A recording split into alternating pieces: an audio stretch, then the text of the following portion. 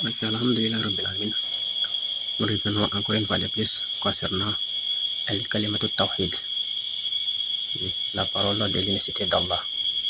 Il ne faut pas se fatiguer de parler de cette parole et d'en tirer profit.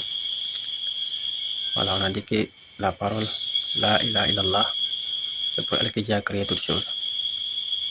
C'est la clé de l'islam et c'est la clé du paradis également. Mais cette parole a 7 conditions que nous devons connaître de façon obligatoire pour pouvoir mieux connaître le sens ou bien l'importance de cette parole, pour pouvoir mieux s'approcher de notre Créateur. Donc nous avons déjà cité les quatre premières conditions. Donc nous allons essayer d'attaquer la 5e condition, qui est très très importante comme les autres. Donc la 5e condition de la ilaha illallah, c'est as-sidq. Voilà.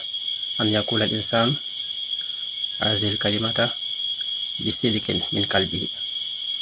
Voilà, c'est le fait de dire, c'est le fait que l'homme prononce ou bien affirme cette parole-là avec sincérité, venant de son fort intérieur, venant de son cœur. La kaziban, pas de mensonges. Voilà nafakan, voilà nifakan, ni par hypocrisie. C'est-à-dire en prononçant cette parole-là, tu dois être sincère. Ça doit venir de ton cœur. Voilà. Il ne faut pas prononcer cette parole alors que ton cœur n'est pas témoin. C'est ça al-kazib, ou bien al-nifak, l'hypocrisie. Parce que les hypocrites, il n'y a pas pur que eux.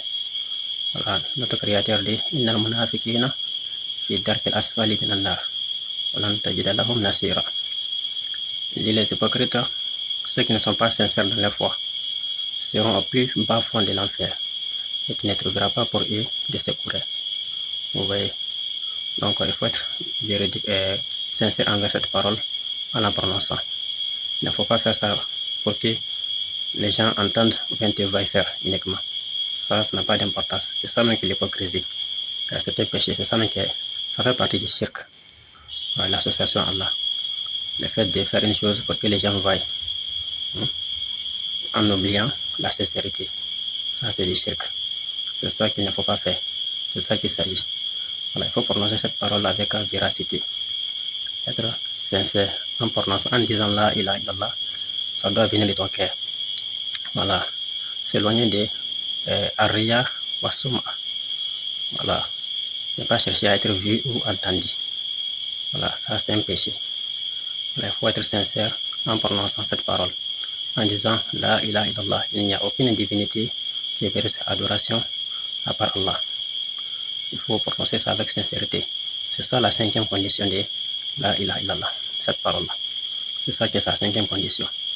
Donc on a déjà parlé des 4 premiers qui sont ultra importantes. Donc voici la 5e, as-sidq, c'est-à-dire être véridique, être sincère en disant cette parole-là. Ne pas faire ça pour que les gens entendent ou voient. Voilà, il faut faire ça pour Dieu.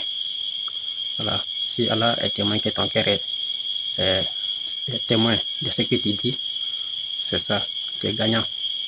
Mais si tu le fais uniquement pour que les gens disent que tu es musulman, ou les gens disent que ouais, tu as dit là, il a là, donc tu es musulman, c'est pas ça, ça n'a pas d'importance. Ça, c'est un péché. Tu n'es pas musulman, tu es hypocrite. Voilà. L'hypocrisie même, c'est pire que tout même dans l'islam. C'est eux qui seront plus bas fond de l'enfer. Donc voilà un peu ce qu'on a pu expliquer. Voilà, j'espère que ça va être profitable. Donc c'est ça qui est la 5e condition, as-sidq. En prononçant cette parole-là, on doit penser uniquement à Allah, être sincère dans son cœur et sur la langue. Allah nous donne la bonne compréhension.